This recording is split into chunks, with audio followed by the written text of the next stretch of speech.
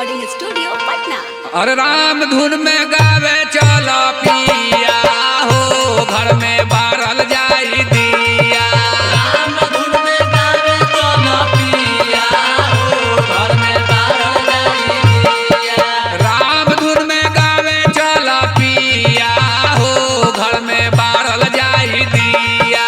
राम धुन में गावे चलो पिया हो, घर में बारल जाई दिया।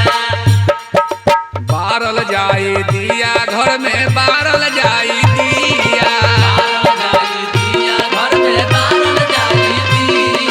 बारल जाई दिया, घर में बारल जाई दिया।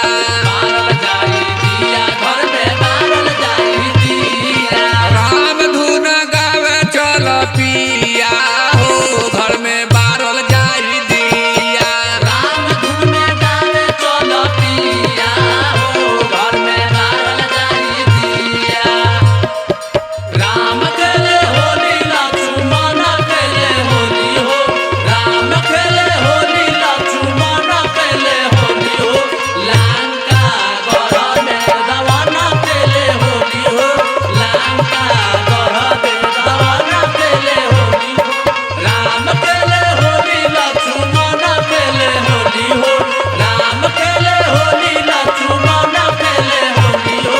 लंका गढ़ में रावण खेले होली हो, लंका गढ़ में रावण खेले होली हो। राम धुन में गावे चलो पिया हो, घर में बारल जाई दिया। राम धुन में गावे चलो पिया हो, घर में बारल जाई दिया। होली के महीना त्योहार नहीं भावेला। त्योहार नहीं भावेला, त्योहार नहीं भावेला। रउआ बिना सोलह हो सिंगार बुरा लागेला। सिंगार बुरा लागेला, सिंगार बुरा लागेला। तोरा बिना छछनेला जीवा हो, घर में बारल जाई दिया। तोरा बिना छछनेला दिया हो, घर में बारल जाई दिया। तोरा बिना छछनेला जीवा हो, घर में बारल जाई दिया। तोरा बिना छछनेला दिया हो, घर में बारल जाई दिया। होली खेलत सिया होली खेलत, होली खेलत सिया होली खेलत। राम लक्ष्मण देवर सबे होली खेलत, राम लक्ष्मण देवर सबे होली खेलत।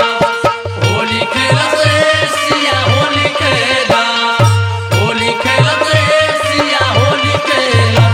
राम लक्ष्मण देवर सबे होली खेलत, राम लक्ष्मण देवर सबे होली खेलत।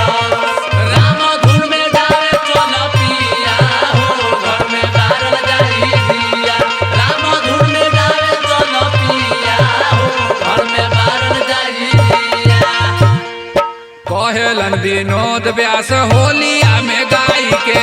होलिया में गाई के हो, होलिया में गाई के। भैया हो उपेंद्र यादव कहे बतियाई के। कहे बतियाई के हो, कहे बतियाई के। लक्ष्मण संग राम अहे सिया हो, घर में बारल जाई दिया। लक्ष्मण संगे राम अहे सिया हो, घर में बारल जाई दिया।